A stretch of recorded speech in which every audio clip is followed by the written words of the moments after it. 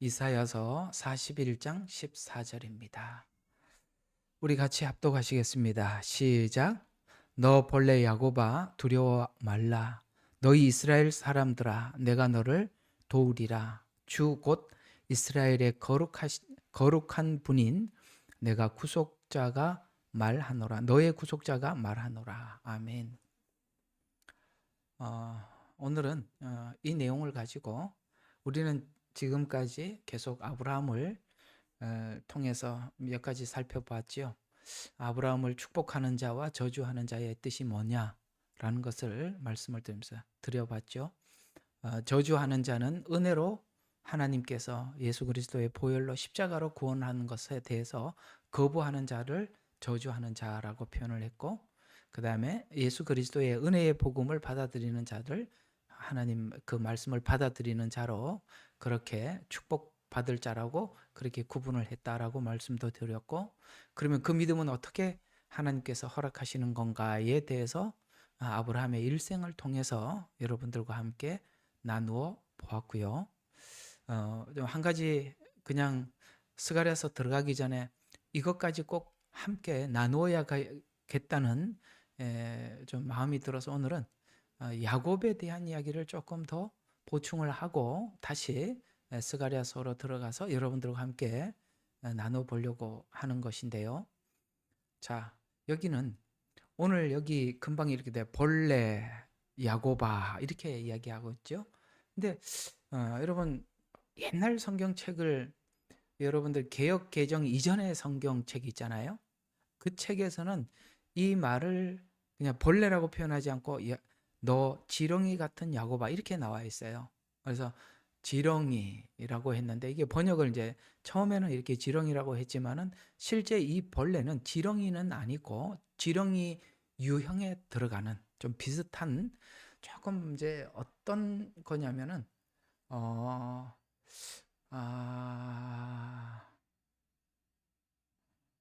뭐라고 해야 되나? 말을 꺼내놓고 보니까 설명하기가 참 어렵네. 어쨌든 이 벌레는 지렁이처럼 뼈가 없는 동물입니다. 그게 핵심이에요. 지렁이라고 표현하는 것은 뼈가 없는 이런 뜻이거든요.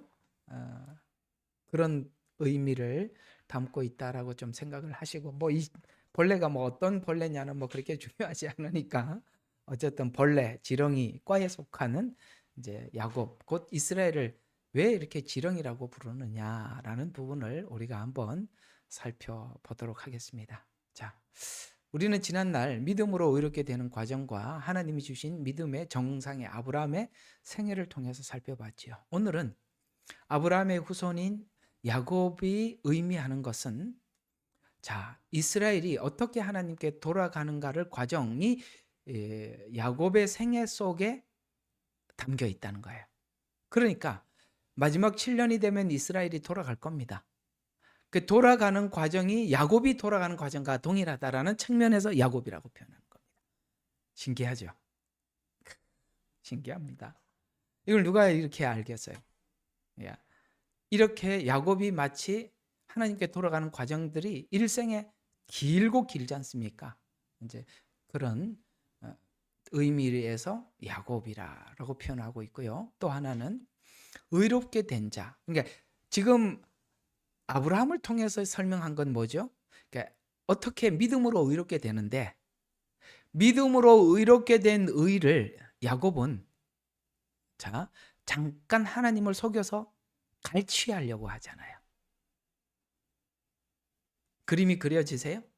자, 아브라함에게는 하나님께서 의롭게 되는 과정이 어떻게 의롭게 되는가를 설명을 하고 있어요. 그죠? 믿음이 뭔지, 하나님 앞에 의롭게 되는 게 뭔지, 이게 우리가 믿는 믿음이라는 표현을 할 때마다 아브라함에게 준 믿음이 이렇게 우리가 들어오는 거구나라고 배웠다면 야곱은 이 의로움을 갈취해서 쉽게 얻으려고 하는 자라는 뜻입니다. 이 둘의 성격을 알아야 돼요. 아브라함이 설명 주고자 하는 거, 야곱은 어떻게 그 의를 얻게 되는가? 그러니까 이스라엘은 어떻게 의를 얻게 되는가가 야곱의 생애 속에 하나님 담아놨다, 이런 뜻이에요. 그러면 의롭게 된 자가 성화 과정에 자기 목적을 내려놓고 하나님께 순복하기까지 과정이 이스라엘에게는 어떻게 돌아가느냐 이거죠. 그래서 이스라엘과 야곱과 같이 돌아서 올 것이다 라고 이렇게 얘기를 하고 있는 겁니다.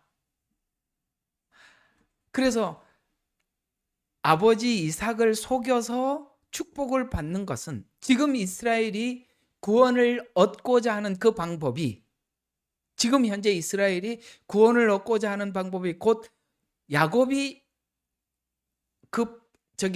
구원을 얻고자 하는 방법과 동일하다라는 의미를 가지고 있는 거예요. 그게 왜 그런지 설명이 오늘 풀어질 거니까 보세요. 그러면 야곱의 생애 속에서 예언하는 이스라엘은 어떤 성향의 사람이고, 이스라엘은 곧 야곱과 동일한 형태의 사람이니까 어떤 성향의 사람이고 또 어떻게 돌아오는가에서 하나님은 항상 이스라엘을 향해서 너희들은 야곱과 같이, 곧 지렁이 같은 야곱이라니까, 야곱이라는 건 알겠는데 왜 앞에 지렁이라고 붙였냐 이거죠. 그래서 지렁이 같은 야곱이라는 표현을 자주 쓰는데, 이는 이스라엘이 하나님께 돌아오기까지 성향을 의미하는 것으로 야곱은 하나님의 약속과 복을 쉽게 받아보려는 성향 아시죠? 지금 그렇게 받아보려고 했잖아요. 살짝 속여서 그냥 받으려고 했잖아요. 그래서 그런 성향이 이스라엘에게 있다는 거예요. 그렇기 때문에 지금 그 눈이 열리지도 않고 복음이 보이지도 않고 예수님이 안 보인다는 거예요. 그런 야가 빠진 마음 때문에. 이렇게 표현하는 게 좋을 것 같아요. 야곱 그러면은 세상에 누구보다 야가 빠진 사람이지 않습니까? 그래서 이것은 이스라엘뿐만 아니라 인간이 기본적으로 이런 성향이 깨지기까지, 자, 아까는 지금 이스라엘을 설명했다면 야곱 같은 성향은 인간에게 있는 것인데, 인간이 이런 성향이 아까 이렇게 쉽게 구원을 받아보려고 하는, 지금 우리 주변에 있는 많은 사람들과 구원에 관한 이야기를 해봐도 구원을 굉장히 쉽게 받으려고 그러잖아요. 그죠? 그러니까 믿기만 하면 된다고 그렇게 이해를 하고, 나도 믿는다는 걸 막 정확하게 설명을 하긴 하지만 본인이 이래서 믿고 저래서 믿는다고 하지만 모르죠. 그게 하나님이 인정하는 건지 안 하는 건지는 알 수 없는 거예요. 자기 그 정신 승리일 수도 있고 하나님은 전혀 그 사람의 믿음에 대해서 인정 안 할 수도 있다는 것이죠. 지금 야곱의 그런 성향이 인간의 성향인데 이게 깨지기까지, 아시겠어요? 사실 그렇게 믿는 사람들이 하나님이 말씀하신 믿음 안으로 들어와서 믿음을 갖기까지는 야곱과 같이 엄청나게 긴 과정을 돌아오는지를 설명하는 거예요. 그러니까 우리들도, 여기 있는 여러분들도 야곱과 같이 빙글빙글 돌다가 온 사람들일 수 있다는 것이죠. 이게 깨지는 게 쉽지 않아요. 왜? 우리는 얄팍하게 쉽게 구원을 얻으려고 하기 때문에. 우리 김민영 성도님 아멘이 되면 꼭 그렇게 고개를 흔들어 주세요. 고맙습니다. 야곱은 왜 지렁이 같은 야곱이라고 했냐면, 자, 지렁이를 가만히 생각해 보면 뼈가 없어요. 그래서 스스로 설 수가 없고, 또 뿐만 아니라 외부 환경과 자기 충족만을 위해서 움직이는 존재예요. 그래서 지렁이는 환경이 조성이 되면 거기 잔뜩 모여 있죠. 우리 낚시를 하러 가면은 지렁이를 잡으러 가야 되는데 지렁이는 꼭 습기가 있고, 그죠? 옛날에는 소똥 파면은 엄청나게 많았어요. 그런 것처럼 환경만 조성이 되면 그 자기 필요를 위해서 움직이는 존재로, 자기 목적 달성을 위해서 상황과 기회에 따라서 기회주의자라는 거죠. 그래서 자기가 원하는 축복을 속여서라도 자기가 원하는 건 받아내고, 에서를 속여서 받았듯이 말이죠. 이스라엘이 그런 성향이고 이스라엘뿐만 아니라 온 인류가 그런 기본적인 성향이 있다는 거예요. 또 상황이 나쁘면 원망하고 반사적으로 반응하듯. 이거 우리가 있었던 것들이잖아. 그죠? 쉽게 구원을 받아보자. 좀 상황이 나빠지면 반사적으로 하나님 원망하기도 하고, 뭐 내가 이렇게 믿는데 왜 하나님이 그러시냐, 이렇게 하듯이 이스라엘 역사가, 기본적으로 이스라엘 역사에서 보듯이 이스라엘은 외부 환경에 따라서 조금 평안할 땐 하나님을 잊고 살다가, 그죠? 그 다음에 하나님이 심판하여 고난을 주면 부르짖고, 사사기에 있었던 이게 사사기에서 끝나는 게 아니라 이스라엘 계속 역사가 그렇더라는 거예요. 그걸 왜 하나님이 굳이 기록했냐? 인간이 그렇다는 거예요. 그 뭐 이스라엘만 그렇게 했어요? 우리 모두가 동일하죠.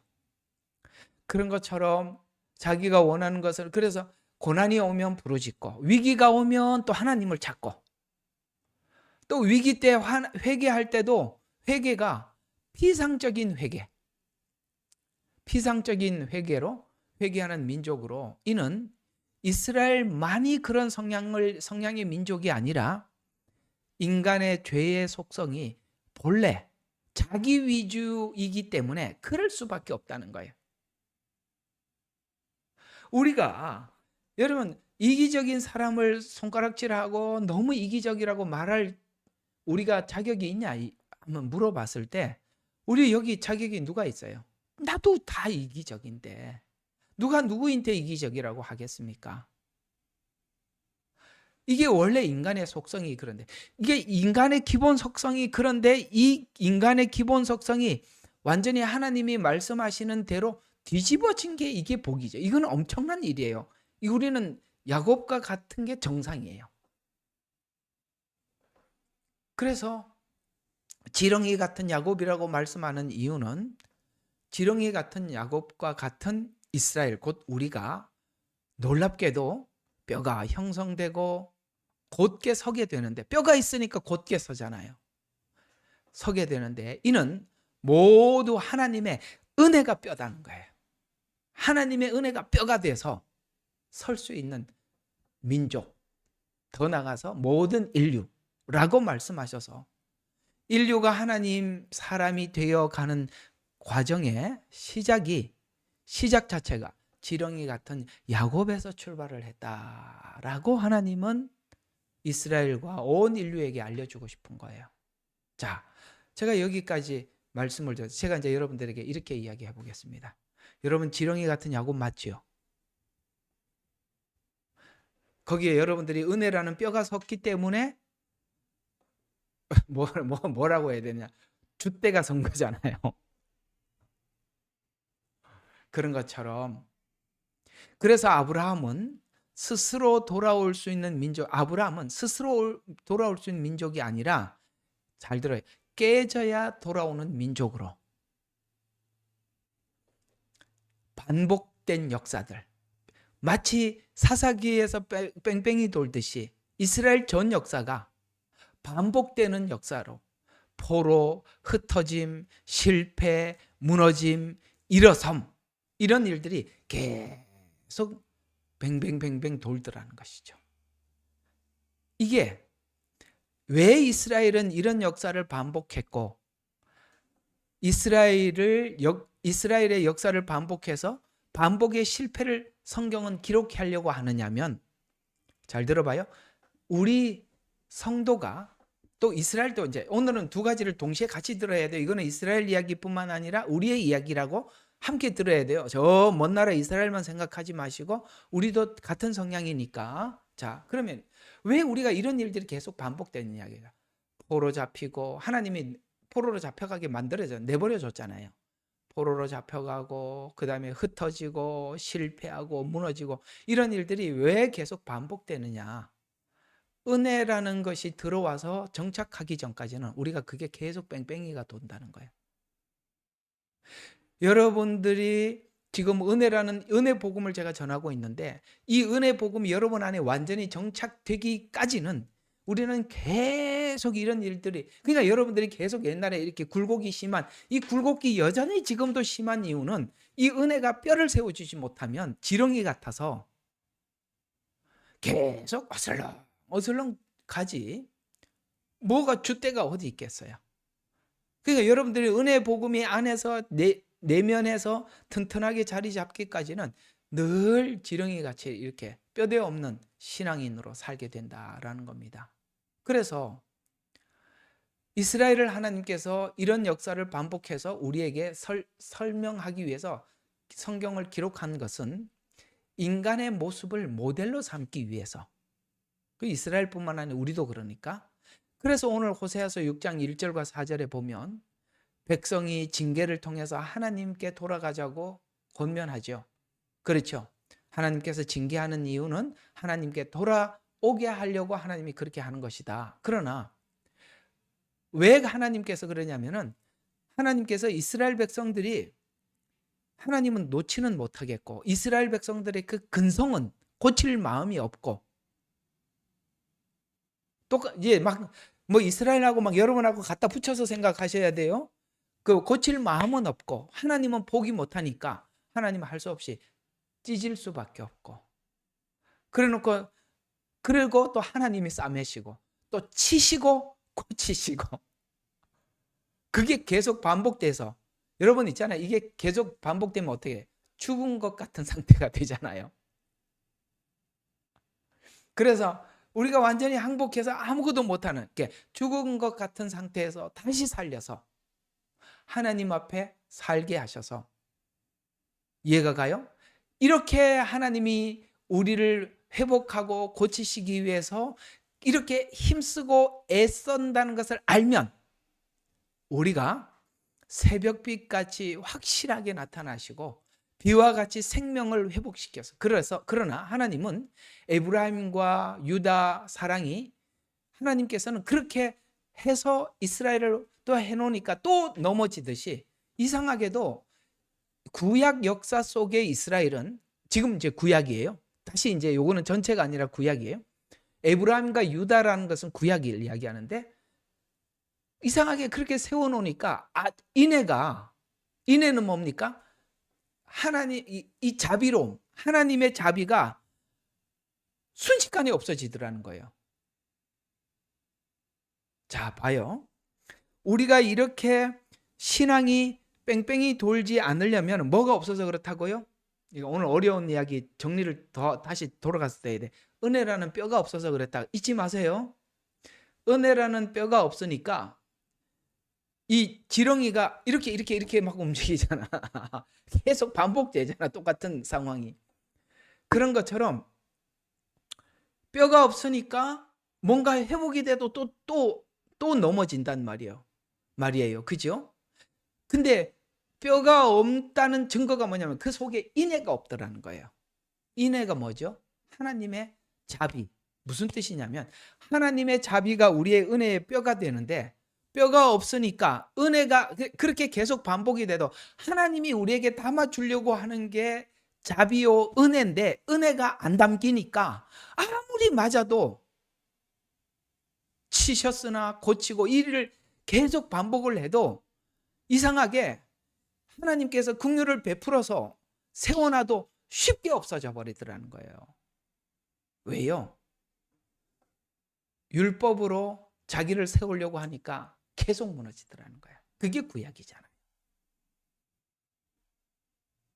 그래서 인애가 쉽게 사라진다는 것은 여러분들이 이상하게 우리 마음속에 남을 향한 자비, 타인을 향한 용서, 인내, 기다림 이런 것들이 우리에게 세워지지 않고 뭔가 세워질 것 같은데도 슥 사라져버리고 세워질 것 같은데도 자꾸 사라지고 이런 일들이 계속 반복되는 것은 여호와를 몰라서 그런 거예요. 하나님이 뭘 주려고 하는지 모르니까.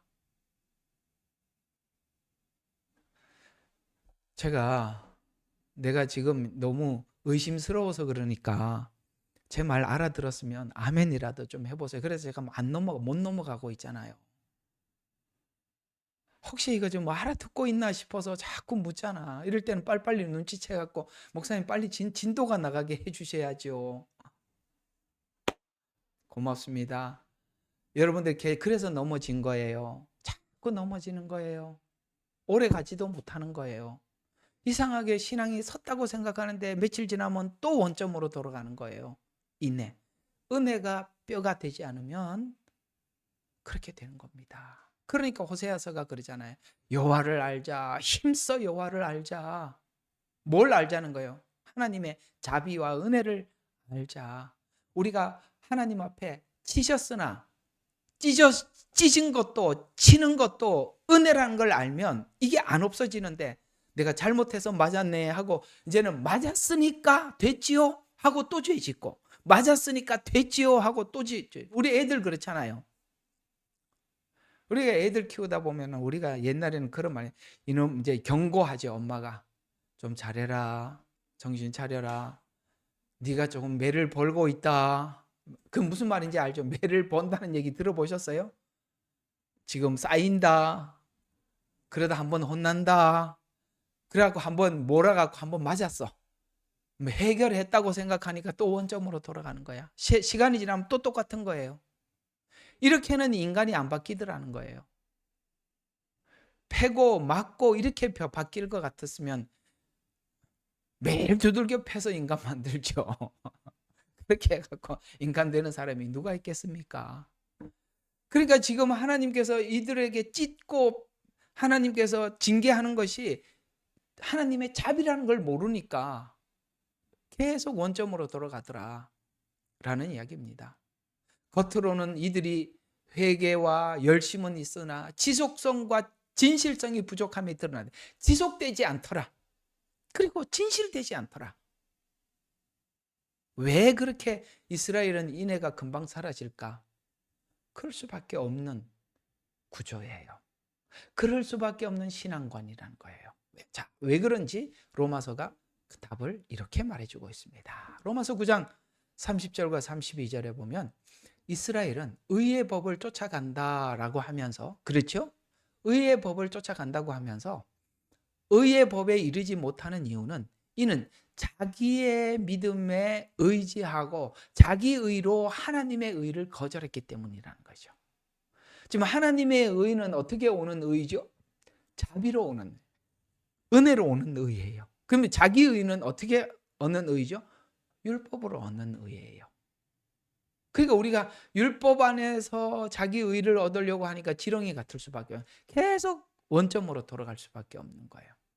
그러니까 자기 의에 따라서 의를 이루려고 했을 때 실패가 무엇인지 알려주기 위해서 이스라엘을 사용해서 온 인류에게 절대 너희가 자꾸 무너지는 이유가 하나님의 은혜로 뼈를 세우지 못해서, 오늘 이거는 잊지 마세요. 하나님의 은혜로 뼈를 세우지 못하니까 계속 그 일이 반복된다라고 고린도전서 10장 6절과 10절에는 이렇게 이스라엘을 왜 역사를 기록했는지 이렇게 이야기하고 있습니다. 이런 일들을 거울이 되어 악을 즐겨한 것 같이 즐겨하지 않게 하려고 본보기가 되어 말세에 만난 우리를 경계를 삼기 위하여 거울이 되기 위해서 이스라엘을 왜 썼냐?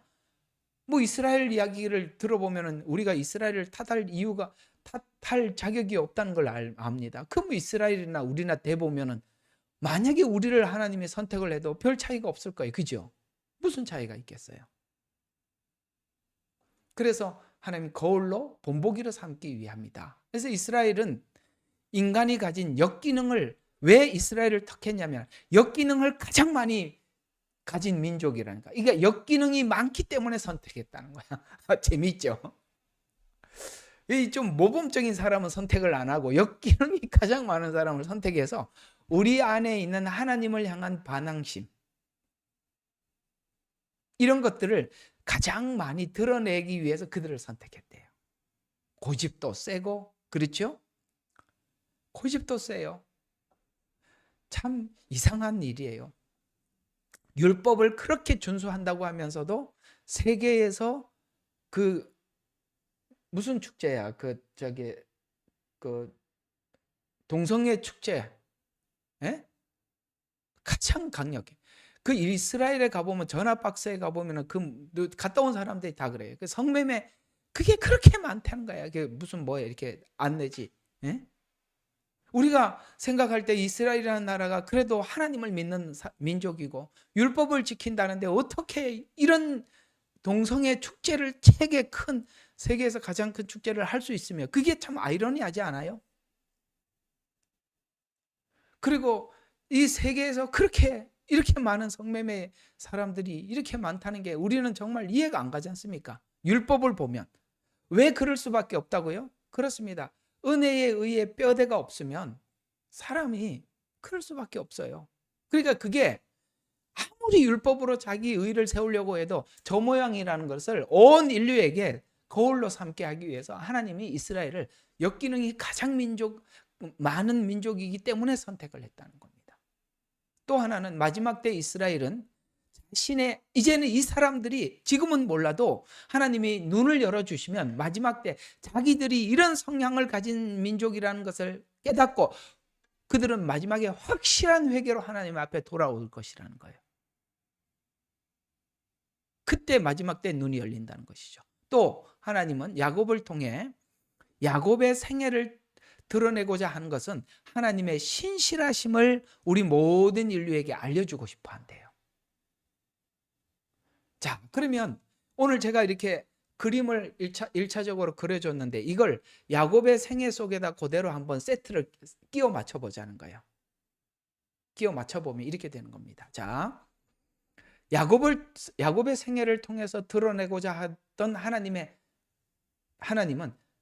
이스라엘이 이 지경이 되더라도 우리 아브라함에게 배웠잖아요. 아비멜렉 그랄로 내려갔던 사건 이후에 이삭이 출생을 했다고. 이런 것처럼 야곱은 그럴지라도 하나님은 신실하다는 것을 우리 모든 인류에게 알려주기 위함인데, 자, 이 야곱은 하나님이 선택을 했는데 태중에서 야곱을 선택하죠. 이건 뭐지요? 아브라함의 주권적 선택을 이야기하는 것입니다. 그렇죠? 거기 갈대아 우르에 많은 사람들이 있었겠지만 아브라함이 그중 괜찮아서 선택한 게 아니라 하나님의 주권적 선택이라는 거예요. 제가 주권적 선택이 우리에게 믿음이 된다고 설교한 적이 있으니까 이해가 가시죠? 뭐 더 설명하지 않겠습니다. 그러나 이스라엘은 그렇게 주권적으로 선택을 해놨는데 하나님이 이게 웬일입니까? 저 같은 사람을 부르시다니요. 이렇게 한 게 아니라 그래? 하고 자기 꾀로 구원을. 재미있죠? 이게 남의 이야기가 아니라니까. 우리 교회 가보면 이게 다 야곱들이에요. 하나님이 원하는 것은 뭐 알 생각은 없고 요러면 구원받는다 저러면 구원받는다 그것만 배우고 앉아있어요. 구원론 이래가지고 구원론 배우면 구원받습니까? 여러분 여기 야곱하고 우리하고 뭐가 달라요? 같잖아요.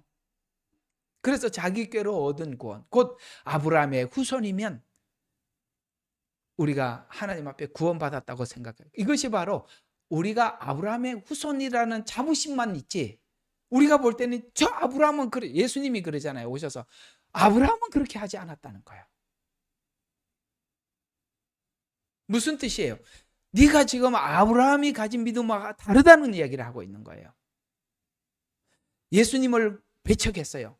그랬더니 아브라함은 그렇게 하지 않았다라고 이야기하잖아요. 그런 것처럼 그들은 그저 야곱이 형을 속인 것처럼 율법이나 종교의식으로만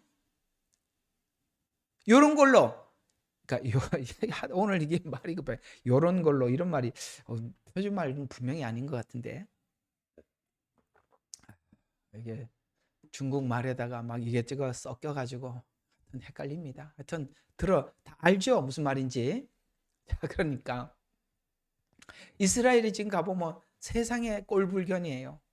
그죠? 율법 지킨다고 하는 꼴이라는 게 저게 무슨 하나님을 섬기는 거냐라는 생각이 들고 종교의식도 참 보기가 참 거북합니까?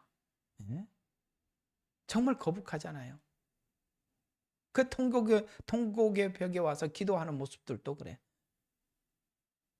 하여튼 모든 게 우리가 볼 때는 참 우스꽝스러운 모습들이에요. 이게 지금 마치 야곱이 생각하는 것과 똑같은 생각을 지금도 이스라엘은 하고 있다는 거예요. 이게 이제 마지막 때가 돼야 열리는 거예요. 이게 얼마나 하나님 앞에 하나님의 마음을 아프게 했는지를. 그래서 야곱이 이삭에게 축복을 받은 사건에서 야곱은 이 축복이 그저 자기들이 그렇게 생각해. 나는 혈통으로 아브라함의 후손이고 육신의 뜻으로 되었다면, 이게 이런 사고가, 자, 지금도 그런 사람들이, 이스라엘이 그런 사고를 하고 살아가고 있는데, 이게 깨지려면 구약에서 바벨론 70년 정도가 아니라 2000년 전에 예수님이 십자가에 죽고 난 이후에 디아스포라, 마치 야곱이 그게 깨지기까지 어디 갔다 왔죠? 에서 집에 갔다 오듯이 이스라엘이 2000년 동안 디아스포라해서, 이 같은 얘기란 말이에요. 그리고 야복강에 와서 깨지듯이 그들이 야곱의 환난을 겪고 뒤집어지더라는 거예요. 이게 접목이 돼요? 지렁이 같은 야곱이 야복강까지 와서 하나님 앞에 완전히 앞으로도 뒤로도 못 가는 이 상황이 7년이라는 거예요. 그때 와서 깨지더라는 거예요. 그러면은 지금 이스라엘이 완전히 돌아오는 이 시간에 에서 집안에, 에서에게 가 있던 시간과 같은 의미로 성경은 설명하고 있어요. 근데 지금 이스라엘은 자기 구원이 이렇게 생각하고 있죠. 예수님이 이 땅에 오셨는데 아무도 예수님을 영접하지 않아. 그래서 요한복음 1장 11절과 14절을 좀 함축한 거니까 보세요. 자기 백성이 영접하지 아니하더라. 여기 자기 백성은 누구죠? 유대인입니다. 그러니까 유대인들이 예수님을 영접하지 않아. 그러나 누구든지라는 표현은 이방인들도라는 표현이에요. 누구든지. 여기는 자기 백성은 유대인이고 누구든지는 유대인과 이방인 전체를 이야기하는 겁니다. 그를 영접한 사람들에게는 하나님의 자녀가 되는 권세를 주셨으니, 이는, 자, 그의 이름을 믿는 사람, 믿어야 되는데 뭘 믿어요? 그의 이름. 성경이 그가 제일 중요하죠.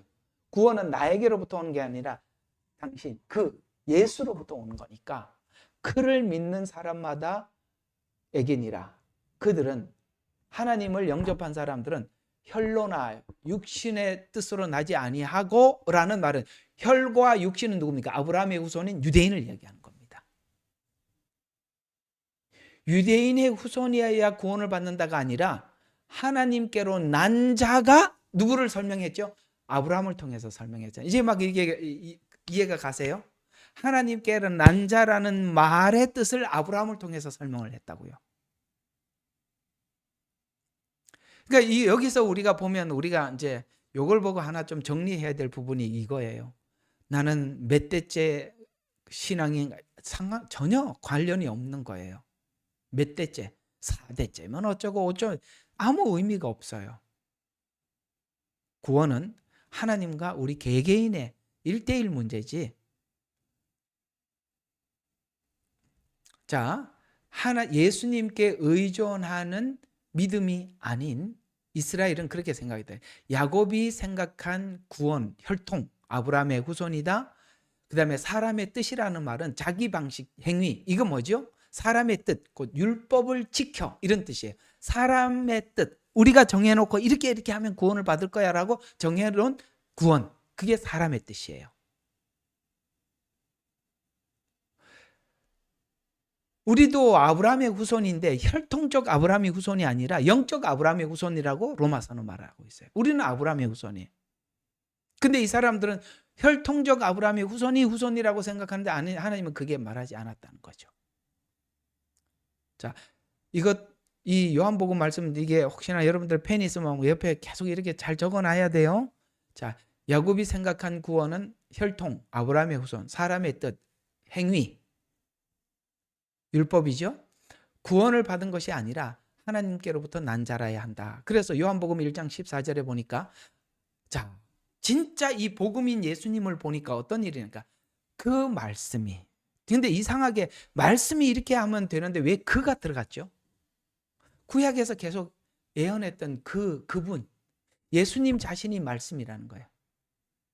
그래서 그 말씀이 육신이 되어 실제 몸이 돼서, 예언한 대로 몸이 돼서 우리 가운데 거하심으로 우리가 예수님의 영광을 보니까, 예수님이 보이는 게 아니라 아버지 독생자의 영광이에요. 아버지 독생자 누구죠? 예수님을 통해서 하나님의 언약과 약속과 성취된 것을 우리가 눈으로 보니까 이상하게도 이렇게 구원하는 구원의 방식이 은혜도 충만하고 진리도 충만하더라는 거예요. 요한복음이 그 얘기예요. 1장 이야기가. 그래서 은혜로만 진리로만이 아니라, 그러니까 은혜로만, 오직 은혜로만 구원이 있다. 진리로만, 진리는 뭡니까? 하나님의 말씀 그대로 약속대로 완성된 거. 은혜라는 말은 어떤 행위도 포함되지 않은 이런 뜻이 되는 거고요. 진리라는 말은 이렇게 정확하다는 거예요.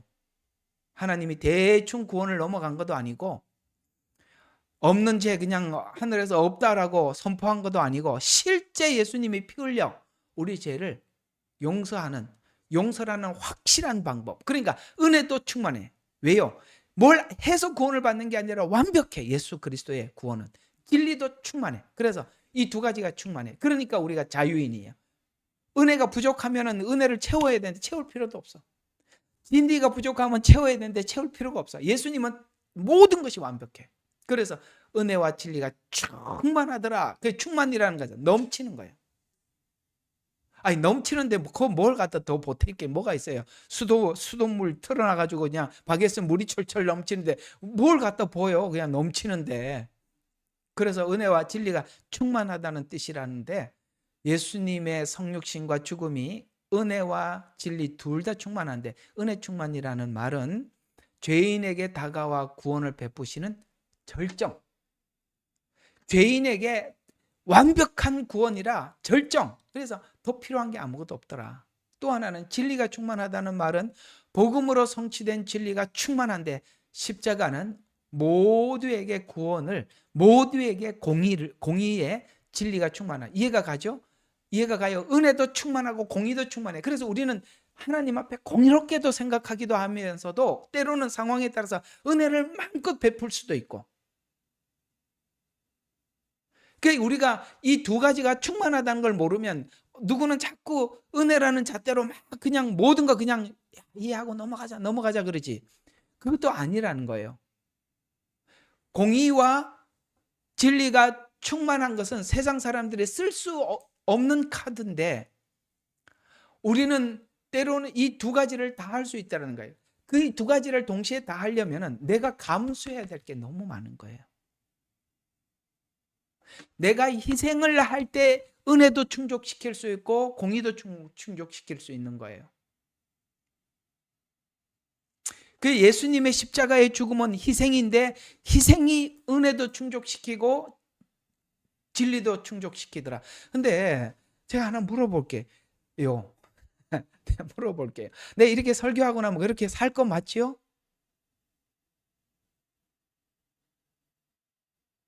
한쪽으로 치우치지 말고 너무 법법 따지지도 말고 유연해지라는 거예요. 솔로몬의 재판은 사람을 살리는 거예요. 하나님의 지혜는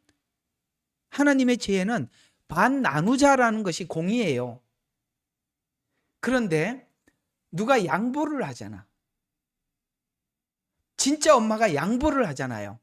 그래서 아이가 살아나지 않습니까? 이게 은혜와 진리가 충만한 거예요. 그러니까 여러분들이 뭘 할 때 어느 때는 정확하게 공의를 잣대를 들여야 될 때가 있어요. 그걸 거부하는 게 아니에요. 그러나 어느 때는 무한한 은혜의 잣대를 들여다대야 될 때도 있다는 거예요. 그게 유연한 거예요. 중요한 거는 이쪽을 쓰든 저쪽을 쓰든 뭘 하는 게 중요하냐? 사람. 그러면은 목사님 뭐 줏대도 없고 지렁이 야곱하고 별 차이가 없는데요. 그게 아니라 우리가 왜 그걸 안 하느냐면, 잘 들어봐요. 우리가 잘못된 사람들한테, 뭔가 문제가 있는 사람들에게 야단을 치고 지적하는 이유는, 잘 들어봐요. 한번 여러분 진짜 잘 들어봐. 내가 좀 혼내주려고 그러는 거예요. 우리가 왜 사람들한테 뭘 이게 잘못되고 저게 잘못됐다라고 이야기하냐면은 내가 보기가 싫어서 그러는 거야. 모두에게 문제가 있는 게 아니라 내가 싫어서 그러는 거예요. 유난히 부모가 자식을 많이 혼내는 부모가 있어요. 잘 되라고 그러는 것 같지만은 내가 그 꼴 보기 싫어서 그러는 거예요.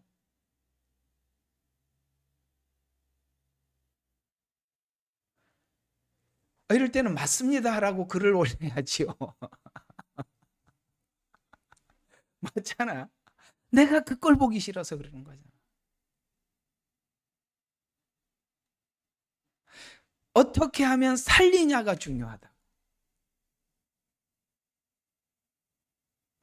살아나고 나면 다르겠지. 근데 살리지를 못하죠. 왜? 누구는 너무나도 공의라는 잣대를 들여다대니까 사람들이 옆에 와서 붙어 있지를 못해. 누구는 너무 은혜라는 것을 그러니까 사람들이 막 살아. 그래서 그 사람을 어떻게든지 말씀을 듣고 하나님 앞에 끌어넣으려면 내가 뭔가 이쪽을 조금 희생을 해야 될 때가 또 있고 저쪽을 희생해야 될 때가 있다는 것이죠. 뭐 하다가 자꾸 여기서 공의와 은혜와 진리가 충만하다는 설명을 하다 그랬구나. 그죠? 근데 지금 이스라엘이 지금 디아스포라 열방에 흩어져 있지 않습니까? 그래서 지금 이 열방에 흩어져 있는 것처럼 이것이 바로 이스라엘이 훈련받는 디아스포라로서 야곱이 지금 체질이 바뀌고 생각이 바뀌는 순간이 라반의 집이었잖아요.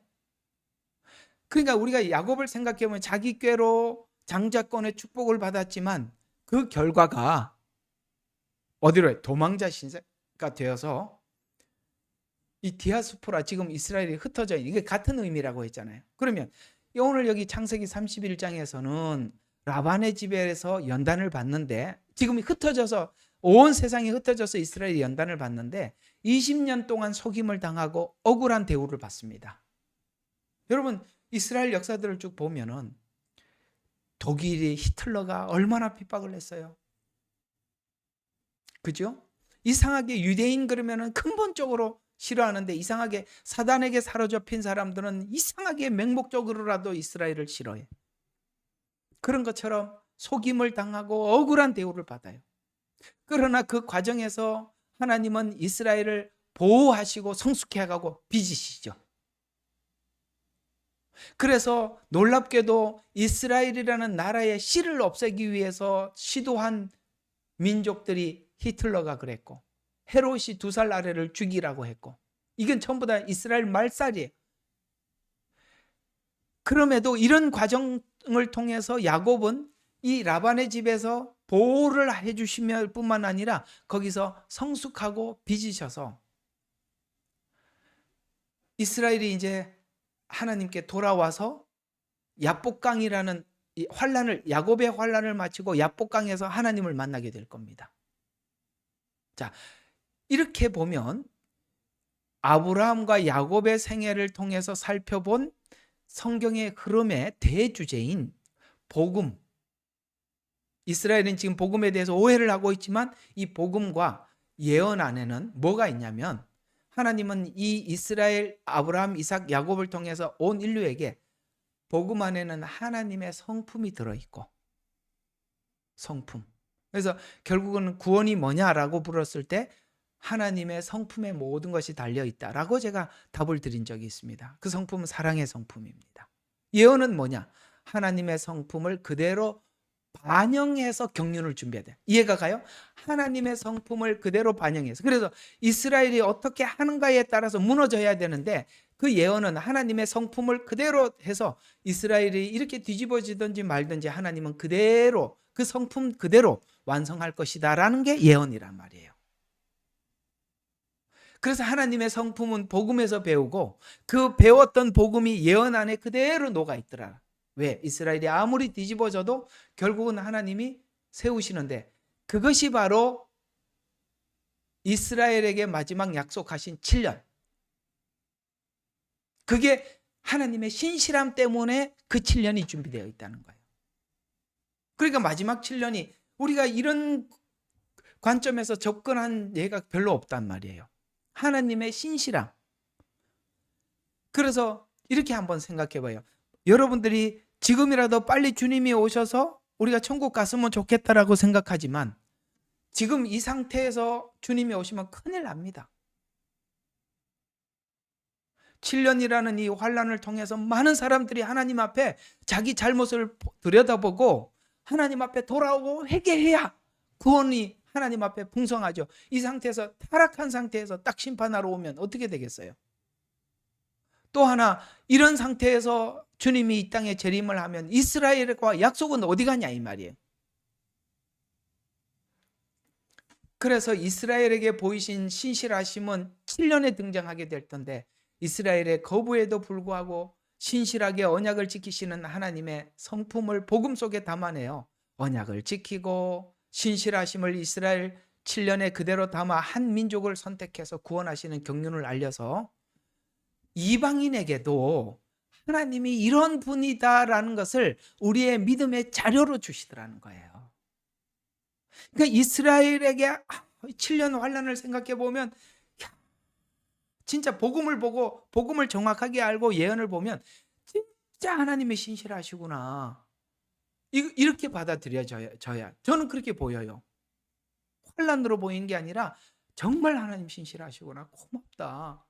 우리가 지금 세상에 잠깐 받는 환란보다 영원한 영광이 중요한데 하나님께서 그 영광을 우리에게 주시기 위해서 이렇게 하시다니 정말 고맙습니다. 이런 생각이 들더라는 것이죠.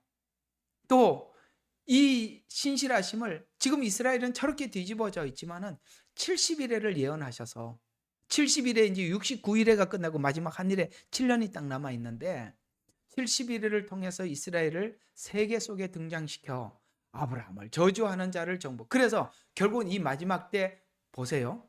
양과 염소의 비유가 그거잖아요. 내가 옥에 갇혔을 때, 내가 목마를 때, 7년 환란을 당할 때 이스라엘은 엄청난 고통을 당할 거예요. 양과 염소의 비유. 그때 돌아보고 먹을 것을 주고 마실 물을 주고 이게 뭐예요? 우리는 이스라엘의 언약의 당사자고 우리는 거기에 접붙임을 받은 민족이라는 것을 아는 이스라엘과 하나됨을 아는 자로서 뭡니까? 이스라엘을 대하는 자. 이해가 가요? 그 얘기잖아요. 그런 것처럼 이스라엘을 향해서 우리가 어떻게 대응하는가에 따라서 저주와 축복을 성취하는. 그래서 우리가 실패하더라도 이스라엘을 통해서 우리에게 말하는 것은 우리가 실패하더라도 주권적 경륜을 통해서 주신 메시지는 이스라엘이 실패하더라도 하나님의 경륜, 이게 하나님이 짜놓은 이 예언 말이에요. 경륜, 주권 안에서 딱 설정해 놓은 거. 이로 인해서 완성될 것임을 증거해서 신자들에게 자신의 실패에 낙심하지 말고 하나님의 약속을 믿는 믿음으로 믿음을 유지하고 다시 회복할 기회를 주기 위해서 이스라엘이라는 한 민족을 샘플로 삼아서 우리 모두에게 메시지를 전하시더라는 것이죠. 그래서 로마서 11장 1절과 2절에 보면 하나님의 거울로 사용한 이스라엘은 또한 이스라엘에게 약속한 약속의 신실함이 야곱의 환난의 때, 이게 성경의 구약에 자꾸 이렇게 야곱의 환난의 때이라는 이게 이 말이 많이 등장을 하거든요. 야곱의 환난이라는 말이요. 특히 예레미야서 30장 7절에 보면 야곱의 환난의 때 그가 이에서 구원을 얻으리라라는 이 말은 7년 때 이스라엘이 구원을 받게 될 것이다라는 이야기예요. 그게 야곱의 환난이 때라는 말이 환난이 뭐냐? 7년을 이야기하는 겁니다. 어때요? 이 7년은 하나님의 신실함 때문에 준비한 겁니다. 만약에 하나님이 신실하지 않으면 그냥 지금 오고 말 거예요. 자, 정리가 되셨어요? 자, 그러면 이제 오늘 이제 마지막 정리를 합니다. 야곱을 지적할 때마다 결론입니다. 지렁이 같은 야곱아라는 이야기를 하고 또 야곱의 환난 이런 말을 쓰더라니까요. 지렁이 같은 야곱이 야곱의 환난 때 돌아온다. 이런 뜻이에요. 그때 이스라엘은 이 은혜라는 뼈가 서게 될 것이다. 그래서 둘은 이스라엘 전체 그림을 지렁이, 환론 이 두 단어는 이스라엘 전체 그림을 그리는 중요한 구도로 야곱은 율법에서 의롭게 되려고 했을 때 지렁이 같았다. 마치 야곱과 같은 근성을 가진 자들이다.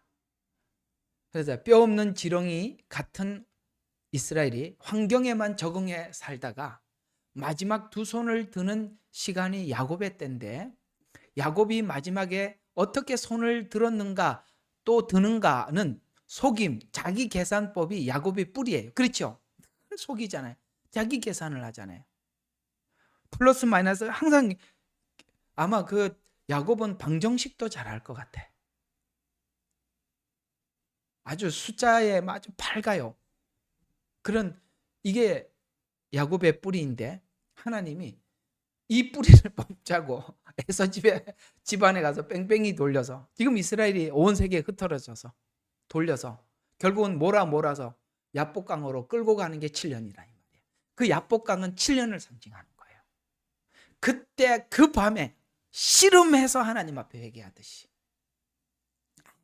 아무것도 없는 것을 알고 자기에게, 이게 얼마나 기가 막히는 하나님 앞에 자기들의 종교 생활이고 율법인지, 그때 아무것도 없는 것을 알고 아무것도 할 수 없는 상태에서 마치 야곱이 뒤로도 앞으로도 물러나지 못해서 마지막 기도를 올리잖아요. 그게 야복강 기도잖아요.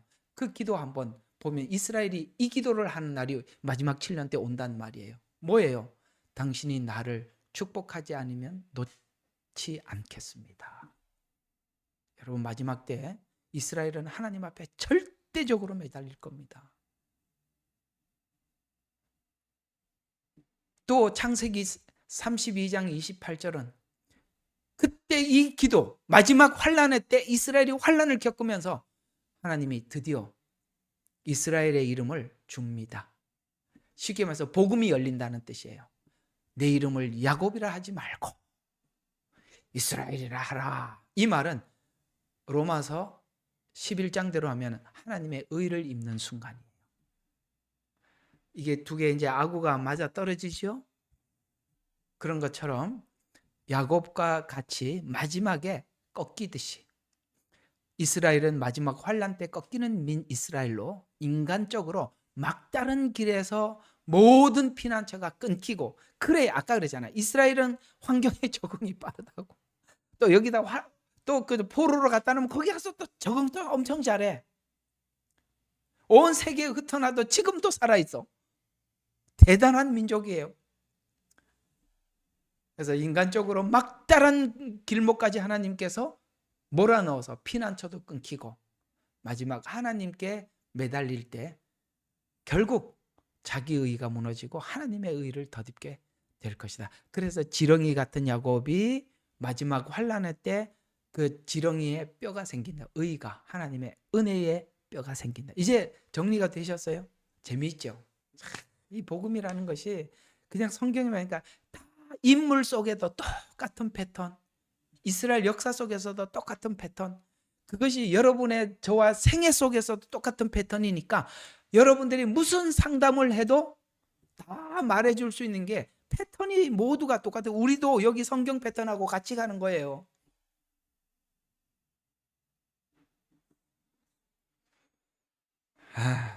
이렇게 참 이렇게 오늘 좀 정리를 하셔서 이게 마지막 때에 대해서 이런저런 이야기들이 너무 많잖아요. 여러분들이 이렇게 개념을 가지고 들여다보면 이게 전부 저분이 이게 성경적 관점에서, 하나님 관점에서 정확하게 마지막 때를 이렇게 선별해서 설명을 하는구나. 이렇게 성경도 모르고 떠드는구나. 이렇게 분별을 이제는 정말 분별해야 돼요. 자, 이렇게 좀 분별을 하시라고 제가 이 제목, 저 제목을 가지고 계속 하고 있습니다. 이제 다음 주에 드디어 이제 스가랴서 넷불황상, 그다음에 목수환상 이제 다시 들어가도록 하겠습니다. 자, 기도하고 마치겠습니다. 주여, 고맙습니다. 이스라엘이 지금 디아스포라에서 흩어져 있는 이 시간들은 마치 야곱이 에서의 가정에 돌아가서 하나님께서 연단하시고 훈련시키는 시간임을 저희들이 이제 드디어 알겠습니다.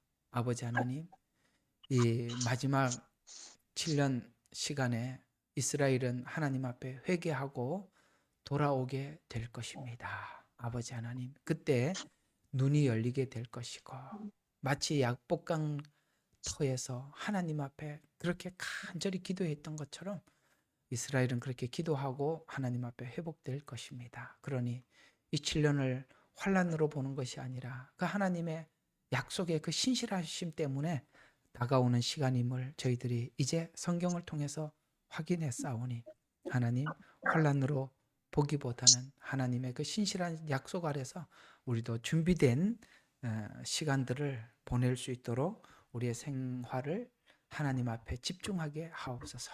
예수님 이름으로 감사하며 기도드렸습니다. 아멘. 아멘.